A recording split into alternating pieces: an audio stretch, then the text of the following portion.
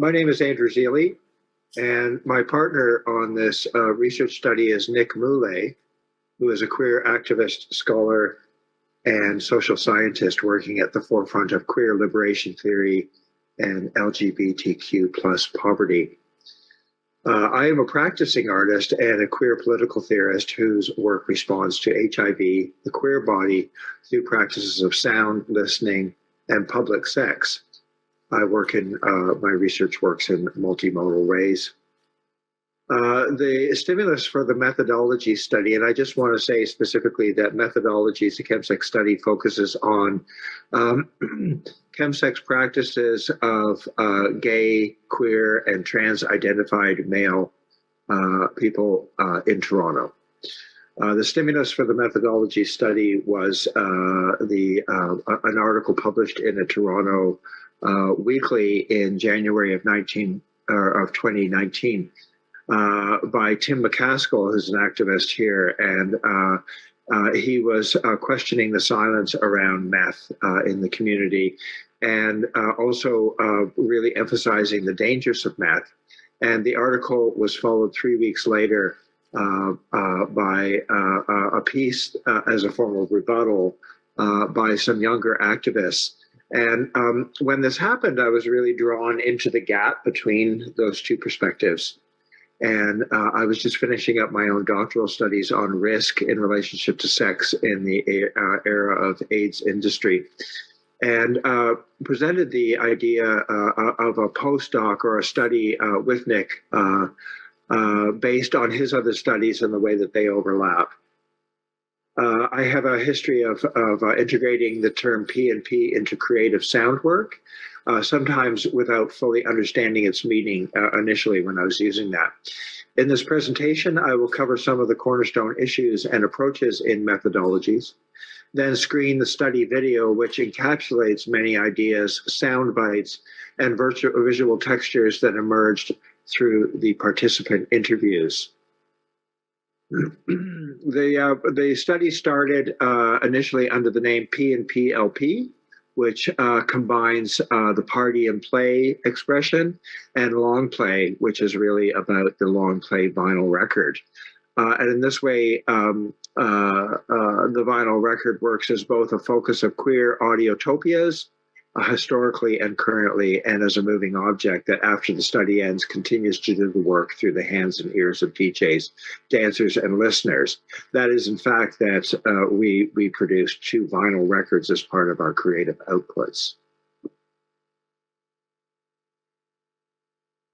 I'm going to move directly to the creative component. I just want to highlight that the main themes that emerged during the participant interviews were advantages and disadvantages, the community divide, harm reduction, meth, sex, and music, racialized use, systemic implications, and tracking meth use. That would be the managed use examples. Our outputs were a community notebook, which I have here, and a vinyl LP called Methodology, and an EP called Methodology, and the video.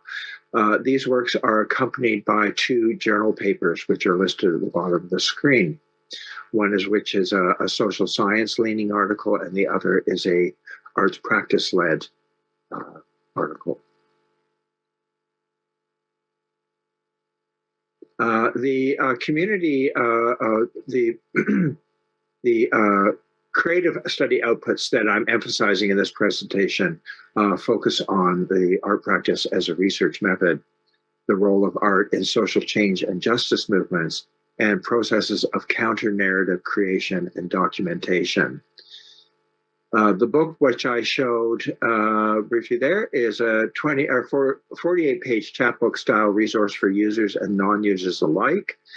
And it seeks to offer real practical information, including even things like starter dose and the dangers of taking sex and the possibilities in sex or in chemsex. The vinyl LP has 6 tracks and is a point where some of the participant interviews statements are revealed. This is accompanied by a 12-inch EP, which plays at 45 RPM in a way kind of miming disco and house culture, where you have an album and then an extended disco single or house single. So I'm going to get to the video now. I want you to note that the soundtrack to the video is a kind of edit hybrid that showcases moments and statements drawn from across both vinyl records that are that is moments and statements drawn from the participant interviews. And I encourage you to turn up your volume.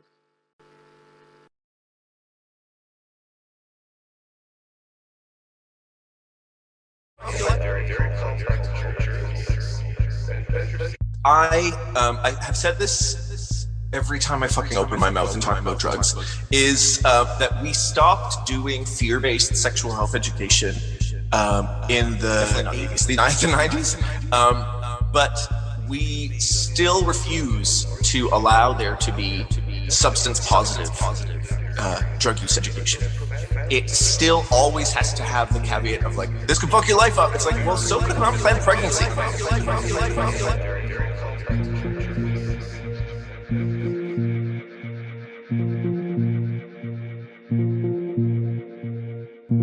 I think that gay spaces, queer spaces have to recognize the importance and the relevance of understanding and learning about crystal meth and PNP, because the assumption that these things are not happening in your space shows a lack of competence in your own. But the slogan is silence equals death. I don't understand why we don't take that on when it comes to substance. Why we've forgotten that lesson that silence equals death. If we're not going to discuss it, then we're not going to get anywhere because of it.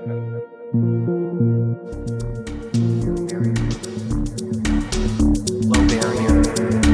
You're just going to go and have a good time. You're going to do this little piece of work while you're there, as a way to sort of like make it low barrier. Low barrier. I've been thinking a lot about this because we're looking at doing an intervention at work where we're going to train people in the community to just be sort of pure health educators, not in a formal way, but like if you're going to a party and you're going to be fucking a bunch of guys anyway, how about you bring some kids with you? How about you bring some information about PrEP or testing with you? And if guys have questions, they know they can ask you because you have the training, but you're not there being like a Girl Scout or a Boy Scout. You're just going to go and have a good time. You're going to do this little piece of work while you're there as a way to sort of make it low barrier. Guys don't have to come into a service. They don't have to go to a harm reduction center where they may not feel good. If you look at the demographics, one of the demographics of people who really get hurt by this are older men with, I guess, histories of trauma, I guess we all have, right? The guys that I've known that have gotten into it, it's been really destructive for them, right? I really worry about it. And I worry too about the younger guys who are being initiated into it. I found this really hot daddy, right? I mean, I really like him. He's really nice. But is it true that you can't have sex if you use crystal meth with somebody who isn't using? This guy says he'd really like to have sex with me and I want to have sex with him, but he says he won't have sex with me unless I use crystal meth with him.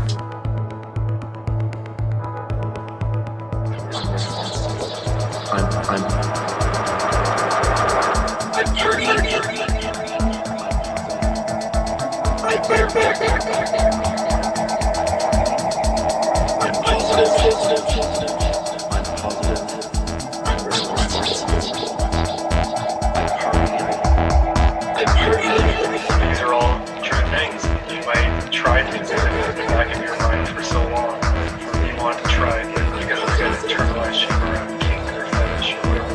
You haven't had the courage to say it out loud.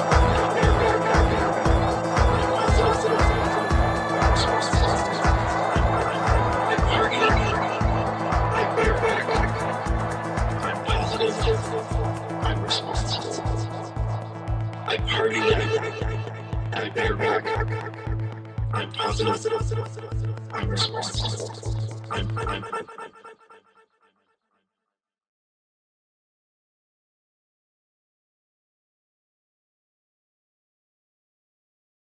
So thank you. Thank you for your attention and your time.